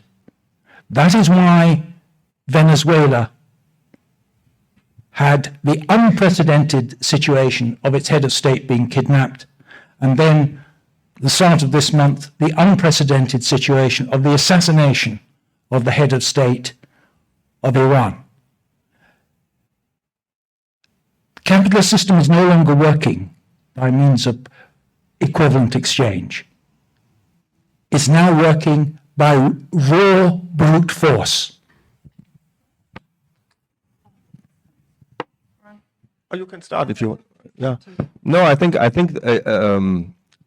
it was a little bit the question of the upcoming crisis, and I agree the two main components of the capitalist crisis is too much money without productive valorization and too much labor forces without productive valorization. But it's interesting that only capitalism has this quandary that it gets into crisis not if because it's too poor, but it becomes too rich. And it's exactly these two overproduction of surplus population and overproduction of credit money, financial forms of money, which brings capitalism into crisis, which is a totally radical new form of crisis. And so I can a little bit come back to my thesis that so capitalism started a revolution which everything turns upside down. So in former societies, there were a crisis when there was not enough forms of wealth. So I don't know, harvesting was wrong, there was an epidemic, there was, I don't know, a war going on. And we in capitalism have the problem that capitalism gets into crisis if it has too much of its two main components to produce wealth, too much labor forces without productive use of it, and too much forms of wealth and forms of credit, financial forms, also classical forms of capitalist production like industries or bakeries. And so the connection doesn't work well. And I think, of course, if this is the mother of all crises, then the other crises come. Then comes these Fortsetzung der Ökonomie mit anderen Mitteln. So the war in Iran and all these wars going on, all the ideological crisis, all the culture wars, has of course to do with the overproduction of the two components of capitalist mode of production. Labor forces on the one hand and capital in all its forms on the other hand, who does not find a situation like they had in these 20 years in only a part of the world, in only these particular conditions after two devastating wars in the 60s and in the 70s. Well, just a small remark concerning the labor, and you spoke about labor time and surplus produced by this added labor. This point of Marx was always a little bit incomprehensible for me. Also because I was reading a lot of post-structuralist thinkers, but also when I returned to what was happening during pandemic and when those virtual commodities appeared, which are not connected with the production of any labor or any production at all, and acquiring immediately an enormous symbolic value. So it's not only a surplus value, but just boosted symbolic value. So I was thinking that can we allege, and I have this allegation in myself also when I was reading Ilyenkov's Abstract and Concrete, that they underestimated something that later thinkers like Baudrillard, like Lyotard, like Deleuze found out in ourselves. So not in proprietor who exploits the worker, but in the worker himself, who is fascinated and who lives in this fascinated condition. And I think that Marx writes about this fascination by capitalism and fascination by commodity production in the economic philosophic manuscripts and later in Capital. But it's very important that Marx's strategy is not to describe this fascination itself, but to unravel it. He wants to go to reality. That's why he shows us the labor structure. But the fascination will not disappear from this explanation. And this is the problem that Marx himself has. So he does not explain this augmented condition of fascination, which is not confined to the proprietor or owner, but which in contemporary capital, financial capital, or I don't know, post-contemporary capital is rooted in each of us as a dream, as a phantasmatic nature of the production itself. I think I have the mic now for the questions, and I have a question to Paul Cockshott. If I understood it correctly, you said in the context of the value price calculation and the problems that come with that, that in about 1920s in Russia, there was this publication of input-output tables. And I understood it like you would say there the problem was kind of solved of the price labor value calculation, how to transform it into each other. And in this context, I also wanted to ask you what you think about the MELT concept, monetary expression of labor time, and if you can give us your slides also. I've distributed them to SMR so that they can... Sorry, yeah. Yeah, we will upload them. The slides are distributed to SMR so they can be uploaded, okay? I didn't say that in the 1920s they'd actually developed proper input-output tables. there were some steps towards it, and Keynes in the general theory remarks that he's seen some early drafts of this, and he's very impressed by how useful these are. The actual full development of them didn't come until Leontiev moved to the United States, and his first practical input-output table was for the USA, I think for 1948. And really, you couldn't do them until you had computers to do the calculations. Trying to do it with hand calculation would have been impractical. And also, whilst we have these tables, the Bureau of Economic Affairs in the United States publishes them to, I think, 4 level of digit precision, that is to say, to 10,000 different sectors. And you can use these to work out how much labor went into each sector of the US economy. That is still far below the number of products that actually exist in the economy. If you look at something like Alibaba and the number of products that Jack Ma's system handles, it is between 10 and 100 million. That's of the sort of order. So the level of analysis that's being carried out in the US Bureau of Economic Affairs is way below what Alibaba's doing. It's way below what could be done for the Chinese economy. You know roughly the number of products that is plausible for the Chinese economy. You know that they've got a workforce of maybe 600 million people. And you know that any product requires several people usually to do it. So you know that the number of products is going to be of the order of 100 million. So they're capable of handling that with Chinese data centers. But having that data doesn't mean that China is actually working using labor values. Jack Ma proposed doing that. He suggested now we can get rid of the monetary economy and do everything in labor values, but he was squashed on by the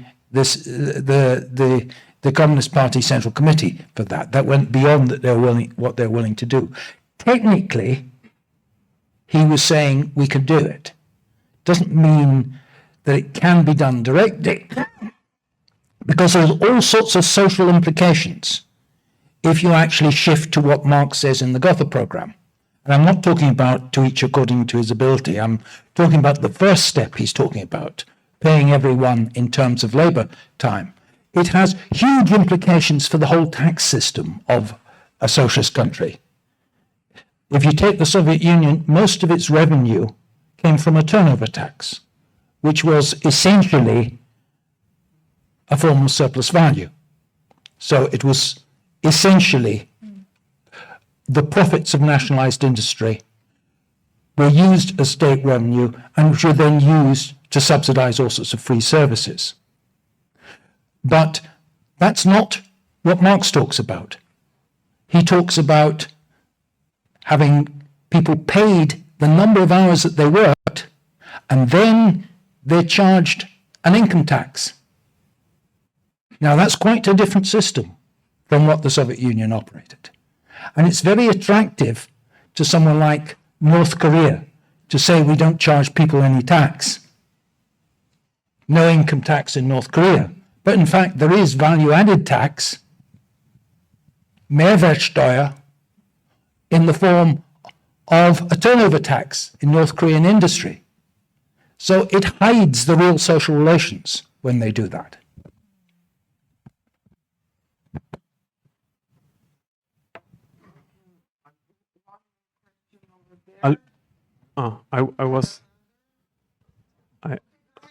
Okay. Yeah. I had the microphone. Okay. That one was first, I believe. Right? No, this was first. Okay. Yeah. Yeah. Okay, I was going to make 2 questions, more challenges to the presentations. First one is for Paul. I think there's a problem with the view of Marx system as a sort of like, or with the analogy with the thermodynamic And I think it is that Marx didn't thought of value as labor time, but as necessary labor time, socially necessary labor time. I think that is important because, like, if you look at like first book, okay, fair enough, you can like think about these relations as static, but then in book 3 or in book 2 already, like you see how the issue of like socially necessary labor time actually degrades constantly the value of things that are being produced. So actually, like like you can produce, for example, in the problem of fixed capital, like you can produce a machine that like lose its values completely because of like technological revolutions, right? So then, I think, and I think this is important because like all the examples that you provided on empirical like analysis came from like industrialized economies. It would be interesting to like see those measurements in economies that have collapsed because like this kind of like technological revolutions, right? So that kind of like fall into like inflation crisis, etc. Right? I don't know. I think in Venezuela, Iran, Argentina, right? So yeah, I think in the end, like the view is kind of Ricardian. Yeah, in the last presentation, like what I was going to say was basically taken by Paul, so I would not redundant it. I just think, yeah, there's indeed value relation like in real socialism too. I would just comment on something that you said, like in the end, AI and digital commodities are very labor intensive. Like the idea that they are just like imaginary objects that like that's just not true. They are actually more labor intensive than like than agriculture. Yeah, so it's just an illusion. Marx says that himself. It's a redistribution of labor from different Bereiche, from different fields, definitely.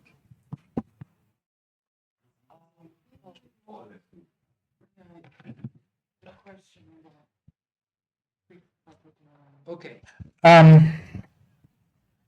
When you're doing the statistics, okay, the input-out tables are flow tables, okay? They therefore include the real depreciation of fixed capital, because what they record is the replacement purchases necessary to maintain the fixed capital stock plus any accumulation of new fixed capital. Now, you can't expect the correlation between price and value to be exact because the actual snapshot that's taken of the United States economy is not an economy undergoing simple reproduction. If it's done in some years, it's an economy that is undergoing contraction, where it's not replacing the capital stock. In other years, it's an economy which is replacing more capital stock than is being worn up. So therefore, the figures you get, the amount of indirect and direct labor required using annual input-output tables are snapshots, and they're not necessarily, they don't correspond to the abstract idea of it, because they're snapshots taken in the process of the business cycle.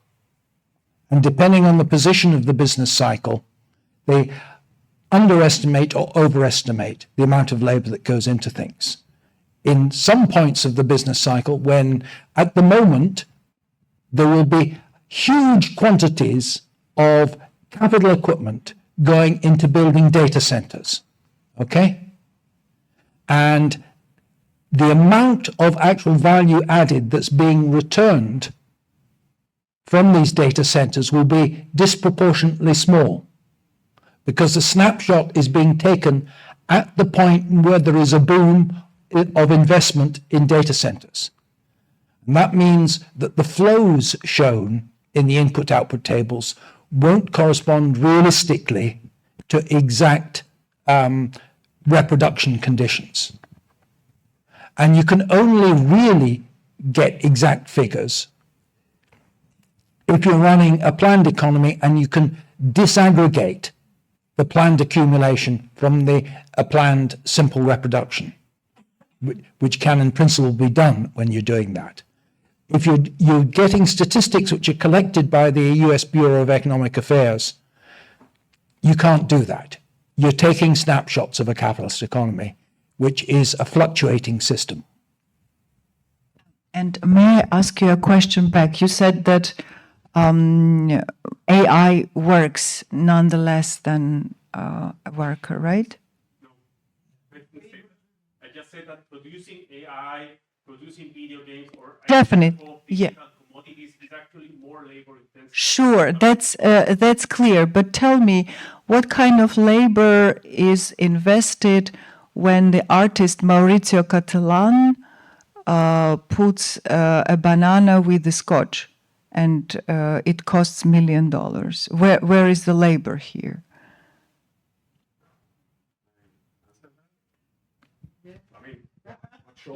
Yeah, I mean, there's a lot of labor there. I mean, you have a whole cultural. This is the idea of Dietrich Didriksen, who says that surplus value in art, which is an enormous surplus value, unimaginable surplus value, which never existed in any production, that it exists due to lots and lots of institutions that, Yeah, I mean, there are two factors there. One is the existence of monopoly rents, which is like a completely different topic, which applies to art and sort of unique objects. And the other one is, I would say, like the whole labor put in the cultural industry that makes this kind of auction possible. But yeah, I would say like the issue there is like there are actually like surplus transfer between branches due to like monopoly rents. So my question is it only labor, or we underestimate some other elements in this pricing and in this surplus production? Okay, this is a question. Okay. I don't know, should I answer? Okay. No, just a question in the air. I also go. Yeah, sorry. Yeah, thank you very much. I was also, like others, a little bit wondering about the empirical strategy. I think it's quite compelling that that labor seems to be the most important factor of production. However, like to me, it seems the main debate or the most widespread alternative theory is marginal utility, right? And I was wondering, since of course you can explain both, like you can explain the labor as an equilibrium outcome and the other way around, if we would need an empirical strategy looking at shocks in only one of those two cases to actually test it, if marginal utility or labor is actually the price driver. And a second related question, having worked with input-output tables myself, like they rely on the Leontief production function, right? Which means that two inputs are perfect. Like you always need the same relation of two input factors, which was necessary to make those tractables. But to some degree, you prove the linearity because it's the assumption of the model of an input-output table underlying it. So I was wondering if input-output tables are necessarily the right model to test if this is really linear. Yeah. Okay. The linearity would exist whether you're taking labor input or electricity input. Okay? Because of the structure of the matrix. The property of them is that in fact it's labor, not electricity, that determines the value. Now, as to marginal utility, this is something entirely subjective and unmeasurable. There is no way you can say what would be the price in the price structure of the outputs of the main 100 industries in Germany if marginal utility theory applied. There is no operationalizability of marginal utility theory there. You cannot measure the marginal utility of the German population. It is inherently said to be something subjective to each individual. All you can observe is the actual sales. but that's the starting point that you're wanting to measure. It's an idealist theory, deliberately constructed as an idealist theory, which can never be materially or operationally measured. Okay, there was somebody there in the middle, but he will be out. I think he has a last question. Oh, okay. Oh. I have rather two basic questions. The first one I would like to pose for Katie and Frank. I would just depart from the idea that money is an event, that money produced or is the product of a revolution. Then I was wondering, did this revolution do something with the value use? Can we talk about value use in the same manner, considering capitalist value use and just value use as a property of things or of thinghood? And the second question was, I was wondering how to tackle on the idea, and that goes for Paul, to how to deal with the problem of appearances from this formologic approach. How can we deal with it and not be trapped in it? I was just wondering, I couldn't find anything in my head. Thank you very much for your presentation.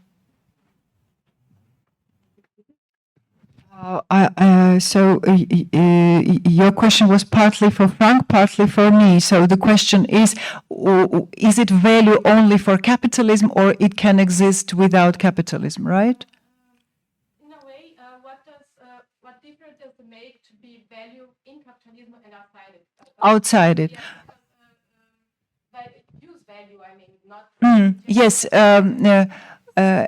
Actually, there is a very systemic clarity here. For Marx and for the theory, value is something that characterizes capital. And use value is an oxymoron. So use value is something that is not value. So when socialist production is accused in being capitalist, it is accused in still having value. So in certain sense, value is something that characterizes capitalist production. And communist production would exist in only the use. So. And that's why my question was whether it's at all implementable in human society and in relations within the human society, whether human society can get rid of exchange, because value is created by exchange. No, value is created in production. Nowhere. No, definitely value is created in production, yes. But exchange value is something that exists in exchange, right?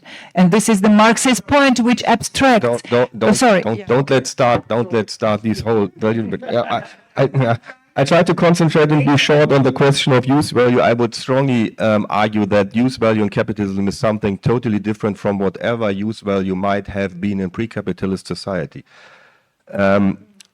And not only the use value of a commodity like a smartphone or a car, but I think the more interesting question for me is a particular use value of the commodity labor power, of the means of production, and of money itself. And these use values are all three mainly temporal, I would suggest. So if you take, for example, a machine in pre-capitalist society was either a machine for joy, just for contemplative enjoyment, or it was a war machine. So it was in both cases not really a productive machine. A machine in capitalism is a machine to reduce necessary labor time to convert it in surplus labor time. This is something totally specific only for a capitalist machine. And this is also the question if we can use the use value of a capitalist machine for a socialist production when these temporal relation between necessary and surplus labor time and dead and living labor time is something specific only to capitalism. And this is for me so the interesting question, because on the one hand, the use value of the capitalist mode of production is that necessary labor time gets enormously reduced and on the same time gets enormously spatialized in all these amounts of commodities. On the other hand, this way, this mode of production is specific to capitalism only, and I don't know if we can use these enormous productivity we have on the one hand in capitalist means of production and on the other hand of commodifying labor time, also in a communist or a socialist society. I have my strong doubts, but here I think is an interesting question.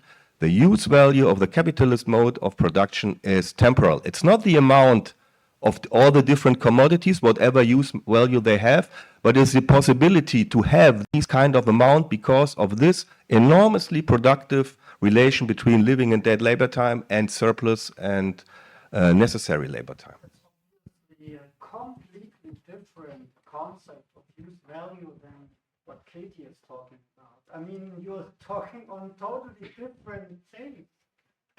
No. Sorry. No, I said I don't talk like Katie on the average normal commodities, but on three special commodities: commodity labor power, means of production, and money. Yes, but the question was use value. This is use value. Marx is explicitly saying only this kind of commodity has a particular use value, that is an equivalent and non-equivalent for the capitalist owner. This is a particular and very important use value. The same goes for means of production. Marx is not talking about use value only about a car or a table or linen, but also use value of the commodity labor power and means of production. Okay, the last point you asked me was about appearance. I'm taking that to mean, is value a form of appearance? Is that what you mean? I could take it on the problem relation value and price, how to deal with shine appearances that are necessarily produced by capitalism from this perspective of Okay, it's inherent in the nature of a commodity producing society of independent producers that they sell things for a price. That price responds to supply and demand, and as a form of appearance can rise above or fall below the value of the actual commodities. And that is part of the self-regulating process of commodity producing society, and is why Marx, in The Poverty of Philosophy, is saying it's impossible in a commodity producing society to make appearance in the form of value, in the form of price, exactly correspond to value behind it. Now, that doesn't mean you cannot make value appear. You could, in a socialist economy, have in every supermarket the labor content of the goods you buy, just as the calorie content is currently displayed. But that would not necessarily be the amount of labor you have to give up of your labor time to get that, because even in the socialist economy, if there is a bad harvest or if there's fluctuations in the material conditions of production, there may be shortages or overproduction. And it's therefore necessary in a socialist economy, even if you're abolishing money and doing everything in labor accounts, you'd sometimes have to mark some things up and mark other things down at the rate you had to give up your labor credits in the store.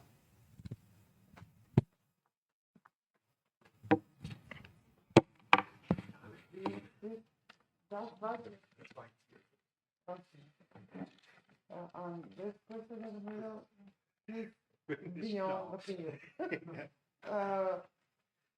Okay, we really have to close now. I'm sorry now that the discussion is becoming so lively, and the fourth wall has been broken of the theater. But yeah, we will have to wrap it up here. I would like to remind you all that the foundation requires us to sign those participation forms over there. And also, if you don't mind, for Hela Panke, put in a euro or two in that box, whatever. What's the word in German? Dose. Spendose. Okay. Thanks very much. Thank you all for coming.